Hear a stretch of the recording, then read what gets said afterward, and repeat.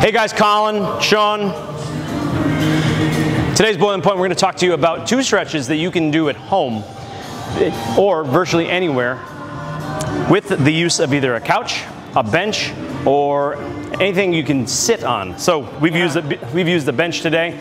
Again, like we talked about before, you can use your couch at home, an outdoor bench if you're outside. What I'm going to have Colin do is he's going to put his right foot right here, a kneeling rectus femoris stretch or a quadricep stretch.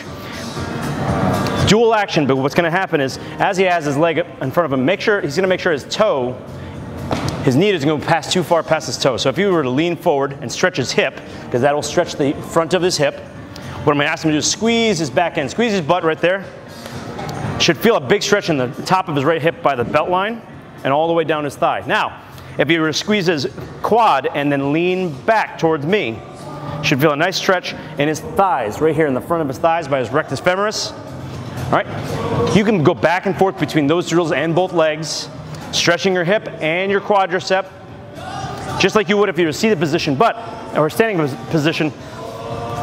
This actually gives you a better range of motion going forward and back, because when he leans back, you have less likelihood to lean into the low back too much and arch and pull at the shoulder and crank on that knee by pulling out your toes. The floor gives you that immediate stopping point.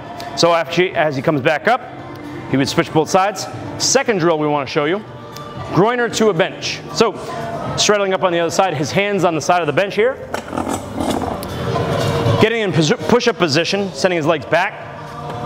Colin's going to step forward with his left foot as he leans forward, making sure there's no curvature. So a straight line from the back of his head to the back of his heel.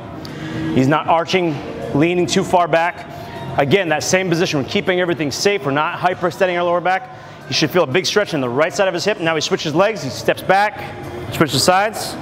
Now you want to get real fancy with this one, channel your inner dancer. Slide that left hand up the couch or up the bench and slide it around. Imagine there's a big windowsill going up and around, making a beautiful rainbow.